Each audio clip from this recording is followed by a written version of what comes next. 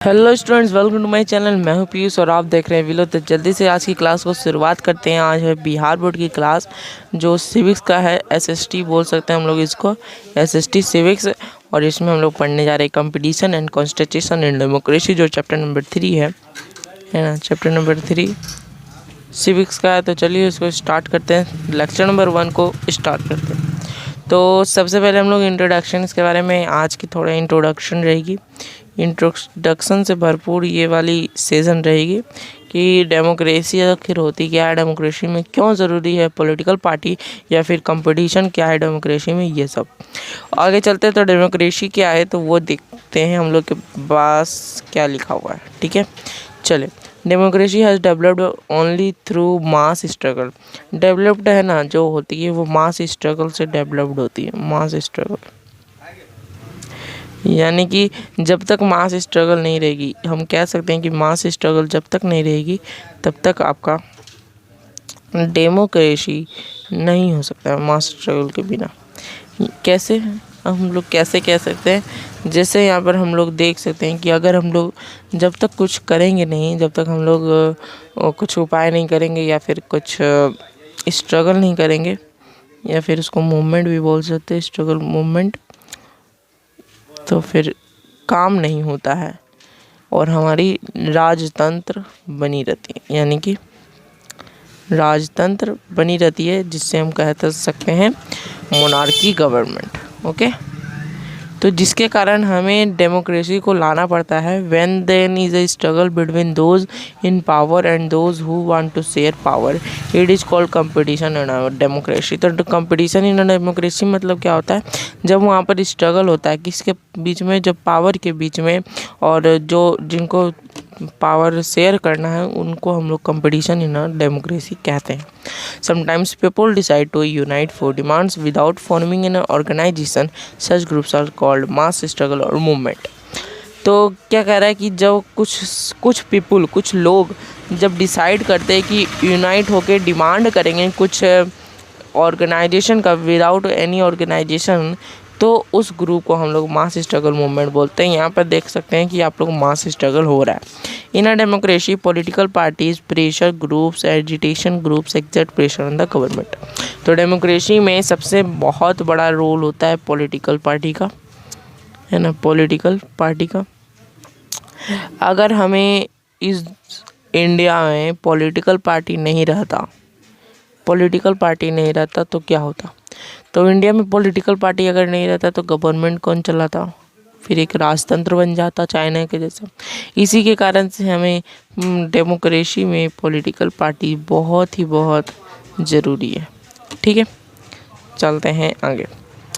अब बात करते हैं कि पीपुल का स्ट्रगल में रोल क्या था। ठीक है, तो people's struggle has an important role in strengthening democracy. Indians had waged a mass struggle to free India from the British. People का बहुत ही इम्पोर्टेंट रोल है कहाँ पर, ब्रिटिश को भगाने में। हम लोग तो सभी जानते हैं कि ब्रिटिश लोग कैसे भागे थे। उन्होंने गांधी जी के द्वारा भागा था। और in the 17th of the 19th century many social mass struggles originated which paved the way for democracy. और बहुत सारे मास स्ट्रगल हुए थे वहाँ पर, जैसे हमारा कह सकते हैं सत्याग्रह मूवमेंट, है ना, बहुत कुछ हुआ था। तो उसमें हम लोग बहुत ही योगदान था पीपुल का, कि क्या क्या पीपुल लोग ने, गांधी जी किए थे, सुभाष चंद्र बोस था, और भी बहुत कुछ काम किए थे। वर्क बहुत ज़्यादा था। ठीक, आगे चलते। इन 1971 by misusing the power tried to change the basic structure of the constitution. Emergency was imposed in 1975 against which people's struggle was intensified. क्या बोल रहा है कि 1971 में जब मिसयूजिंग हुआ था पावर का, तब वहाँ पर बेसिक स्ट्रक्चर को चेंज करने को बोला था कॉन्स्टिट्यूशन में। और वहाँ पर एक इमरजेंसी चीज़ हुई थी, जो जनता पार्टी गवर्नमेंट इस्टेब्लिश हुई। और 1977 में एंटी गवर्नमेंट डेमोक्रेटिक गवर्नमेंट को हटा दिया गया। ठीक। In this way we can understand that people's struggle plays an important role in democracy. तो इसके जैसे हम लोग देख सकते हैं कि पीपल का स्ट्रगल कितना इम्पॉर्टेंट रहा है। People's struggle prevents the government from being dictatorial and taking arbitrary decision because conflicts are common in a democracy. People का स्ट्रगल बहुत ही प्रिवेंट रहा है गवर्नमेंट में प्रिवेंट करेंगे पीपल का स्ट्रगल, लेकिन वैसा हो नहीं पाया। हर बार हम लोग पीपल ही जीते हैं डेमोक्रेसी उसके बाद बनाने में, ठीक है। If the government ignores the views of the public in taking decision then there is a public struggle against such decision. अगर जब कुछ ब्रिटिश लोग क्या करते थे कि कुछ डिमांड को वो लोग डिमांड को कैंसिल कर देते, डिमांड को रिजेक्ट कर देते थे, जिसके कारण से क्या होता था कि स्ट्रगल बढ़ जाती थी। क्या पापा ने क्या? हाँ है। तो ठीक है बच्चों, ब्रिटिश लोग क्या करते थे, डिमांड को कैंसिल कर देते थे और स्ट्रगल होता था। पीपल लोग क्या करते थे, स्ट्रगल। उसके बाद बहुत सारे सत्याग्रह को रचा जाता था और भी बहुत कुछ काम होता था, ठीक है। तो आगे चलते हैं। Student movement in Bihar. उसके बाद बिहार में कुछ स्टूडेंट मूवमेंट हुआ था, तो उसको पढ़ते हैं। इन 1971 में the ruling Congress came to power by securing a majority in the Lok Sabha with the slogan गरीबी हटाओ, but there was no improvement in the socio-economic condition of the country। 1971 में क्या हुआ कि रूलिंग कांग्रेस जो थी आपकी कांग्रेस पार्टी, 1971 में कांग्रेस पार्टी रूल कर रही थी कहाँ पर, इंडिया में। उसके बाद क्या हुआ वहाँ पर पावर आई, came to power by securing a majority in the Lok Sabha. उसके बाद कांग्रेस बनी, वहाँ पर की सत्ता हो गई और उसके बाद वो बोल रही थी कि गरीबी हटाओ, लेकिन वहाँ पर कोई भी इम्प्रूवमेंट नहीं हुआ था। खाली वो लोग भाषण दे रहे थे कि गरीबी हटाएंगे हम लोग, लेकिन वहाँ पर कोई भी इकोनॉमिक कंडीशन कंट्री का इम्प्रूवमेंट नहीं हुआ था। India's economy started faltering due to which an atmosphere of discontent spread in the country। In 1974, due to unemployment and corruption in Bihar, the students here launched a movement against the government which is known as the student movement। तो student movement किसे कहते हैं, जब India economy मतलब गिरने लगी तो उसके कारण से एक एटमॉस्फेयर बन गया कंट्री में कि डिस्कॉन्टेंट होने लगा, है ना, डिस्कॉन्टेंट लगा। और 74 में अनएम्प्लॉयमेंट और गरीबी करप्शन बिहार में सबसे ज़्यादा बढ़ गई। जो स्टूडेंट लोगों ने एक मूवमेंट को लॉन्च किया गवर्नमेंट के खिलाफ कि मुझे नौकरी नहीं मिल रही है, उसके कारण से उसे हम लोग स्टूडेंट मूवमेंट कहते हैं। हुज लीडरशिप इज़ लोकनायक जयप्रकाश नारायण। जो इसके कौन से लीडर कौन थे, लोकनायक जयप्रकाश नारायण। तो ये है हमारे जयप्रकाश नारायण, जिसकी आपकी तस्वीर लगी हुई है यहाँ पर। Jayaprakash Narayan gave the slogan of complete revolution. और जयप्रकाश नारायण ने नारा लगाया कि कंप्लीट रिवॉल्यूशन होना चाहिए इसमें और हम लोग को सब कुछ मिलना चाहिए। उसके बाद क्या वो 12 जून 1975 में the Allahabad high court declared the Indira Gandhi election illegal. उसके बाद हाई कोर्ट ने डिक्लेयर किया कि इंदिरा गांधी का जो इलेक्शन था वो इलीगल है। It became clear that Indira Gandhi was no longer a parliamentary. और उसके बाद ये अनाउंस कर दिया गया कि इंदिरा गांधी जो थी वो अब प्राइम मिनिस्टर नहीं रही। Started pressing for Indira Gandhi's resignation under the leadership of Jayaprakash Narayan. तो जब क्या हुआ कि इंदिरा गांधी ने रिजाइन का काम कर रहा था under the leadership of Jayaprakash Narayan के वक्त, तो उन्होंने एक कॉल लगाया आर्मी को, पुलिस को और गवर्नमेंट को, एम्प्लॉयज़ को to not obey the orders of government. उसके बाद इंदिरा गांधी ने बोला कि ओबे नहीं करनी, यानी कि उनकी बात को नहीं मानने। इंदिरा गांधी ने बोला, किसने बोला, इंदिरा गांधी ने, ठीक है, इंदिरा गांधी ने बोला कि उनकी बात को नहीं माना जाएगा और considering a conspiracy against her. और उसके बाद कॉन्स्टिट्यूएंसी बहुत बढ़ गई। Put the leaders of all political parties including Jayaprakash Narayan in jail while implementing emergency in the country. उसके बाद एक कंट्री में इमरजेंसी को लाया गया। उसके बाद जयप्रकाश नारायण को जेल में डाल दिया गया। ठीक है, तो जयप्रकाश नारायण कहाँ चल गए थे, जेल में चल गए थे। ठीक, तो ये आप लोग को पता होना चाहिए कि जयप्रकाश नारायण जेल में क्यों गए थे, क्योंकि उन्होंने इंदिरा गांधी से कॉन्टेस्ट लड़ी थी और उसके खिलाफ इंदिरा गांधी ने फिर इमरजेंसी इम्प्लीमेंटिंग कर दी और उसके बाद कंट्री में जयप्रकाश नारायण की जेल हो गई। आगे चलते हैं, तो आगे हम लोग बात करते हैं after 18 months of emergency elections where held in 1977। उसके बाद 18 महीना बाद क्या होता है, यानी कि कुछ एक साल यानी कि 1.5 साल हम कह सकते हैं, वो 1.5 years, ठीक है, 1.5 years के बाद क्या होता है कि इमरजेंसी इलेक्शन होता है, जो वहाँ पर 1977 में जनता पार्टी मेजॉरिटी ले लेती है, जनता पार्टी मेजॉरिटी ले लेती है और वही हमारी क्या बन जाती है, लीडर बन जाती है, ठीक है। उसके बाद कांग्रेस जो है वो भी डिफीट हो जाते हैं, कांग्रेस डिफीटेड हो जाती है और जनता पार्टी गवर्नमेंट। उसके बाद क्या होता है कि जनता पार्टी जो होती है वो 1980 में गवर्नमेंट को हटा देती है उसको, और वो नीचे गिर जाती है, उनकी मतदा गिर जाती है। उसके बाद क्या होता है कि हम लोग देखते हैं, उसके बाद 1980 में फिर वही कांग्रेस गवर्नमेंट आपका बन जाता है, क्या बन जाता है, ठीक है। तो ये है हमारा जनता पार्टी का सिंबल, जेपी लिख देते हैं यहाँ पर, और हम लेके आते हैं अभी इसका, ये है हमारी कांग्रेस की पार्टी, ठीक, कांग्रेस की पार्टी का सिंबल, ठीक है, ओके। तो चलिए आगे चलते हैं, बस अब आगे पढ़ते हैं राइट टू इन्फॉर्मेशन मूवमेंट की। इन्फॉर्मेशन मूवमेंट क्या होता है? Right to information movement started from a small village in Jharkhand. Right to information जो मूवमेंट है वो झारखंड में स्टार्ट हुई थी, स्मॉल विलेज में। स्मॉल विलेज, विलेज मतलब गांव ना, विलेज मतलब गांव, गांव छोटा सा गांव था, और due to which the government brought the right to move information act in 2005। इसके कारण से गवर्नमेंट ने राइट टू मूवमेंट करवाया, क्योंकि वहाँ पर इंफॉर्मेशन मूवमेंट चल रही थी। इसके कारण से एक इंफॉर्मेशन मूवमेंट हुआ जो 2005 में एक्ट बन गया, और वो जो एग्जाम्पल है बहुत बड़ा मास मूवमेंट का। मास मूवमेंट आपको पता है कि क्या होता है कि स्ट्रगल और मूवमेंट की कहानी होती है, उसी को हम लोग मूवमेंट कहते हैं। आगे चलते हैं, डेमोक्रेटिक मूवमेंट इन नेपाल क्या होता है वो पढ़ते हैं।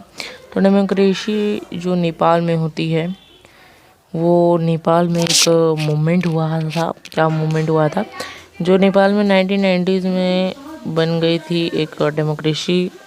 उसके बाद वहाँ के किंग ने वो हेड बन गए थे अपने आप स्टेट के, but in reality the government was ruled by representative elected by the people. लेकिन जो रियल में जो था वो इलेक्शन ही वहाँ पर हुआ करता था, लेकिन कुछ किंग का भी हाथ था। लेकिन in 2005 the king Gyanendra of Nepal overthrew then the prime minister and dissolve the government elected by the people. उसके बाद 2005 में क्या होता है कि इलेक्टेड पीपल ने को जो प्राइम मिनिस्टर थे, किंग जो थे ज्ञानेंद्र, वो प्राइम मिनिस्टर को थ्रो कर देते हैं और गवर्नमेंट में वही जीत जाते हैं। उसके बाद which led to a movement in Nepal in April 2006। उसके बाद एक मूवमेंट होता है नेपाल में जिसको हम लोग whose only objective was to hand over the reins of government has done to kings to hand of the people was। बस एक ही चीज़ उसका काम होता है कि किंग को हटाना है, किंग को डिफीट करना है bye the people, defeated by people. कहाँ पर? नेपाल में, ये याद रखना। तो नेपाल में डेमोक्रेटिक मूवमेंट हुआ था, वहाँ कब हुआ था? ये 1990s में हुआ था, 1990s में हुआ था। बहुत ही अच्छा दर्दनाक रहा था। एज अ रिजल्ट और अप्रैल 24 में 2006 में king Dayanand accept the formation of all party government and a new constitution assembly and the parliament was reinstated. ठीक है, उसके बाद 2006 में किंग दयानंद ने एक्सेप्ट कर लिया और सबका, उसके बाद पार्लियामेंट बन गई। In this way the struggle made by the people of Nepal for the restoration of democracy is a source of inspiration for the whole world. इस तरीके से नेपाल के पीपल ने भी बहुत अच्छा स्ट्रगल किया था अपने देश के लिए, ठीक है। तो सब देश में ऑल वर्ल्ड ने स्ट्रगल किया था, है ना। स्ट्रगल तो बहुत बेजोड़ हुआ था पूरा ऑल वर्ल्ड में, तो हम कह सकते थे। और लेकिन अब हम बता दें कि कुछ पॉलिटिकल पार्टी के बारे में हम लोग पढ़ने वाले हैं। किसके बारे में पढ़ने वाले? Political party. देखो पॉलिटिकल पार्टी होता क्या है, मैं ये आपको बता दूँ। मीनिंग ऑफ पॉलिटिकल पार्टी भी समझेंगे, पहले ये समझ लो। अगर पॉलिटिकल पार्टी ना होती, यहाँ पर मेरी पॉलिटिकल पार्टी अगर नहीं होती, no evidence, no in India, तो क्या होता? आप लोग सोच सकते हो? क्या आप लोग सोच सकते हो? जी हाँ, आप लोग सोच सकते हो कि अगर पॉलिटिकल पार्टी नहीं होती तो हमारे पास अभी भी कोई साधन नहीं होता। कुछ तरीके से जैसे कि हमें कुछ कुछ फ्री चीज़ मिल जाते हैं इलेक्शन के लालच में, वो चीज़ भी नहीं होती। फिर तो अपोजिशन नहीं होता, फिर तानाशाही वाला आ जाता, यानी कि मोनार्की गवर्नमेंट में आ जाता, जिसके कारण से बहुत धांधली हो जाता है इंडिया में, जिसके कारण से पॉलिटिकल पार्टी हमारे इंडिया में है, ठीक है। तो मीनिंग ऑफ पॉलिटिकल पार्टी को समझते हैं। तो political party means any group of person who works the achievement of a common objective. तो फिर पॉलिटिकल पार्टी उसे कहते हैं जो means any group of persons, यानी कि कुछ लोगों का मिलाव, यानी कि यहाँ पर लोग हैं, उनका एक ग्रुप बन गया तो वो पॉलिटिकल पार्टी हो गए, और वो अगर इलेक्शन में खड़े हो गए तो वो पॉलिटिकल पार्टी हो चुके हैं, ठीक है। When a group of person organise in the form of a political party, जब पर्सन ऑर्गेनाइज कर देती है पॉलिटिकल पार्टी को, तो वो ओनली ऑब्जेक्ट रखते हैं कि वो उन्हें पावर मिल जाए और उन्हें पावर के सत्ता में भागीदारी मिले। Beginning of the party system in India is considered to be from the establishment of the Indian National Congress in 1885. The first political party in the world originated from Britain. तो Britain से ये शुरुआत हुई थी कि political party हर जगह होनी चाहिए ऑल वर्ल्ड में, ठीक। तो पॉलिटिकल पार्टी हमारे देश में बहुत हैं, हम यहाँ पर फोटो लगाए से छोटा सा, ठीक। चलिए तो आगे चलते हैं और हम कुछ चीज़ें जान लेते हैं पॉलिटिकल पार्टी के बारे में कि पॉलिटिकल पार्टी क्या होता है। देखो पॉलिटिकल पार्टी हमने समझा कि कुछ ग्रुप के चीज़ होते हैं, है ना। ग्रुप के चीज़ होते हैं, ग्रुप के अगर मिल जाए तो अगर वो उन्हीं पास पॉलिटिकल पार्टी बन जाती है। लेकिन अगर क्या हो कि हम कहें इंडिया में 2000 प्लस पॉलिटिकल पार्टी, और फिर अमेरिका में ओनली 2 पॉलिटिकल पार्टी। अगर मैं कहूँ ऐसा तो क्या हो, आप लोग मतलब सोच पाओगे? हाँ सोच पाओगे, जी हाँ सोच पाओगे कि 2 पॉलिटिकल पार्टी है अमेरिका में, यूएसए में। लेकिन इंडिया में 2000 प्लस पॉलिटिकल पार्टी कैसे है? तो ये मैं बता दूँ कि ये जो है यहाँ पर हम लोग जानते हैं कि वन पार्टी सिस्टम जिसको हम लोग कहते हैं वन पार्टी सिस्टम को, जहाँ पर सिर्फ एक पार्टी होगी, दूसरी कोई पार्टी फॉर्म नहीं होनी चाहिए। पार्टी सिस्टम में only one party, no another one, ठीक है। तो जिसके कारण से ये सिर्फ चाइना में आपका उपलब्ध है, सिर्फ चाइना में कि वन पार्टी सिस्टम में सिर्फ एक पार्टी सिस्टम होगी, जहाँ पर एक से ज़्यादा कुछ ना हो, ठीक। अब बात करते हैं 2 पार्टी सिस्टम की। 2 पार्टी सिस्टम उसको कहते हैं जिसमें 2 पार्टी हो, है ना, 2 पार्टी जिसमें हो, और नॉट ओनली 2 नॉट अनदर, ऐसा लिख सकते हैं। तो अगर एग्जांपल बोले तो एग्जांपल हम लोग अमेरिका दे सकते हैं, ठीक। आगे चलते हैं तो हमें मिलती है मल्टी पार्टी सिस्टम।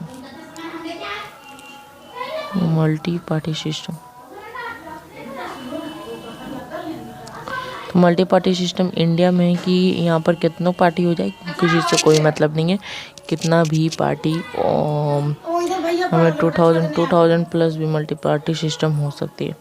ठीक, आगे चलते हैं। वर्क ऑफ पॉलिटिकल पार्टीज़ के क्या क्या वर्क होते हैं तो वो पढ़ लेते हैं। पॉलिटिकल पार्टी के बहुत सारे पार्ट होते हैं हमारी लाइफ में और इन्हें कहा गया है कि पार्ट ऑफ लाइफ होते हैं political party. That is why he is called the soul of democracy. Formulation of policies and programmes, उनका सबसे पहला काम होता है कि पॉलिसी और प्रोग्राम को चलाना। उसके बाद कंडक्ट ऑफ गवर्नेंस, यानी कि उनके पास गवर्नर को गवर्न करना पूरे देश को इलेक्शन के द्वारा। उसके बाद कंडक्ट ऑफ इलेक्शंस को देखना। उसके बाद मेडिटेशन वर्क बिटवीन द मतलब कि भाषण वाषण देना, स्पीच देना, ये सब उनका काम होता है। और ये अपोजिशन के भी रोल निभाते हैं, ठीक। तो ये सब कुछ आपके पॉलिटिकल पार्टी के function. Introduction to major political parties, हम लोग कुछ ही पॉलिटिकल पार्टीज के बारे में समझेंगे। और आपके चैप्टर में जेडीयू, फिर स्टेट में से भी बहुत कुछ दिया हुआ है। जैसे हमारा जेडीयू हो गया, जेडीयू जिसको हम लोग जनता दल यूनाइटेड कहते हैं, ऐसा कुछ।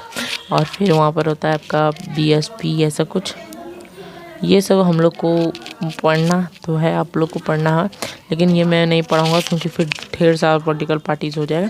तो हम कुछ ही पॉलिटिकल पार्टीज़ को आपको चुन के लिए लाए हैं जो बहुत ही आपके लिए इम्पोर्टेंट है।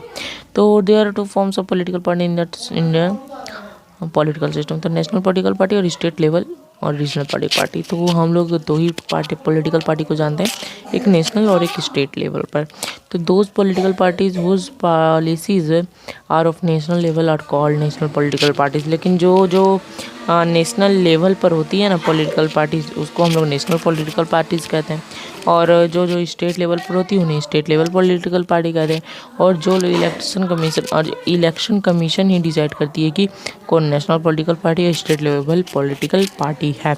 अच्छा, ये कैसे डिसाइड होगा कि नेशनल पॉलिटिकल पार्टी कैसे? तो ये से इसीलिए डिसाइड होगा कि उसको 6% ऑफ द टोटल, हम लोग जो हाईलाइट कर देते हैं आपको,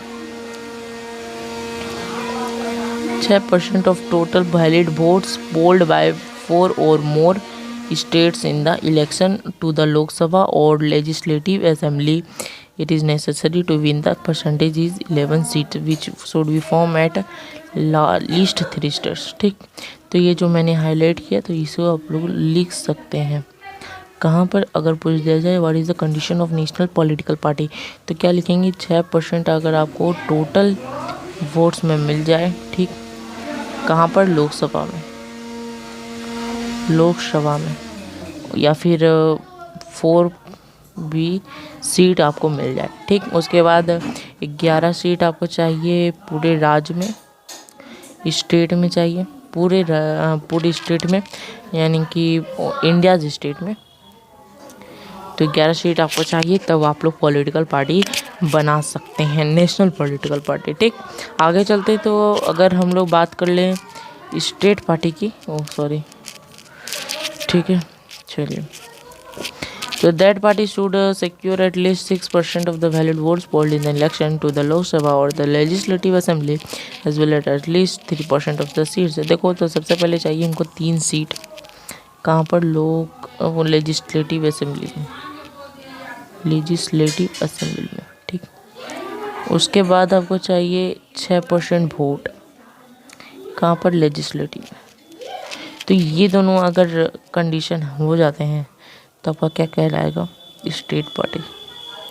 चलिए, तो कुछ हम लोग नेशनल पार्टी के बारे में जान लेते हैं। तो सबसे पहला हमारा नेशनल पॉलिटिकल पार्टी INC, जिसको हम लोग बोलते हैं कांग्रेस। तो ये जब बनी थी, ये 1885 में बनी थी, यानी कि 1885 में फॉर्म्ड है ना। इट इज़ सेकुलर पार्टी, यानी कि सेकुलर पार्टी है। It is one of the oldest political parties in the world. और ये सबसे पूरी दुनिया में सबसे पुरानी पॉलिटिकल पार्टी। जी, आपकी बुक करी, मैं नहीं करा। It rule the country for many years after independence.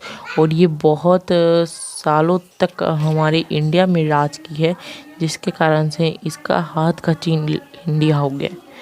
Just jokes apart, ये इंडिया का इंडिपेंडेंस के बाद बहुत सालों ये हमारी देश में राज किया। ठीक है, उसके बाद हमारी आती है हाई बीजेपी को कौन नहीं जानता है भाई साहब। बीजेपी हमारी अभी चल रही है ना, तो ये 1980 में फॉर्म हुई थी, जो फॉर्म किया था भारतीय जनसंघ ने। उसके बाद Atal Bihari Vajpayee was the first president of the Bharatiya Janata party. BJP के सबसे पहले प्रेसिडेंट थे Bharatiya Janata Party. The main goal of this party to build modern India by taking inspiration from the ancient culture and values. This party promotes cultural nationalism in favor of implementing uniform civil code. इसके बाद BJP ने बहुत सारे religious कामों में भी हाथ बटाया है ना, और इसीलिए इसका छाप जो है हमारा लोटस है। ठीक, और यही आपका इंडिया का फ्लैग का कलर लोटस दिया गया। ठीक है, चलिए आगे चलते। तो कम्युनिस्ट पार्टी है, उसके बाद सीपीआई दोनों। The Communist Party of India was founded in 1925 by MS Dange. The Communist Party of India believes in secularism and democracy and opposes communalism. The mass base of this party is the states of Kerala, West Bengal and Bihar etcetera. और इसके बहुत सारे states में कहाँ राज पर है, केरला, वेस्ट बंगाल और बिहार में इसका राज है। ठीक है, 1964 में the Communist party split and the new party communist Party of India was born. ये 1964 में बनी थी, वो 1925 में बनी। ये CPIM होता है। ठीक, this party supports socialism, secularism and democracy same to same. उसके बाद keeping faith in Lenin's idea, और ये लेनिन का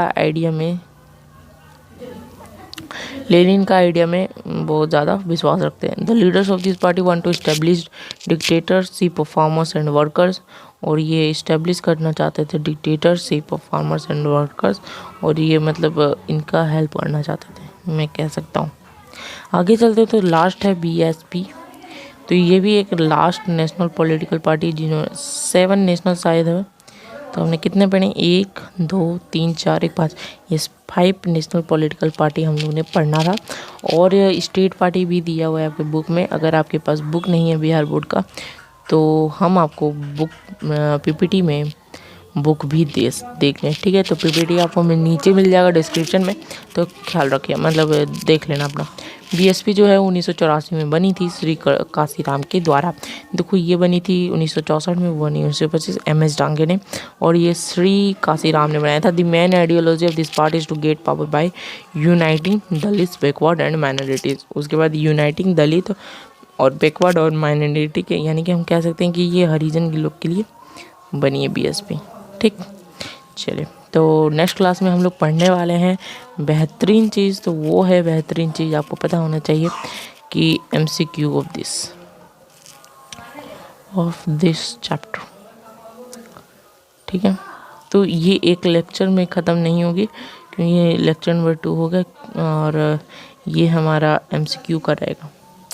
MCQ वही 20 MCQ लाएंगे भरपूर, और आपको करवा के छोड़ेंगे। तब तक के लिए मिलते हैं, बाय बाय, टेक केयर, और ध्यान रखिए। अगर नोट्स चाहिए तो प्लीज़ सब्सक्राइब कर दें यार, नोट्स भी आपको फ्री देते हैं हम लोग, डिस्क्रिप्शन में मिल जाएगी। ठीक है, चलिए, बाय बाय।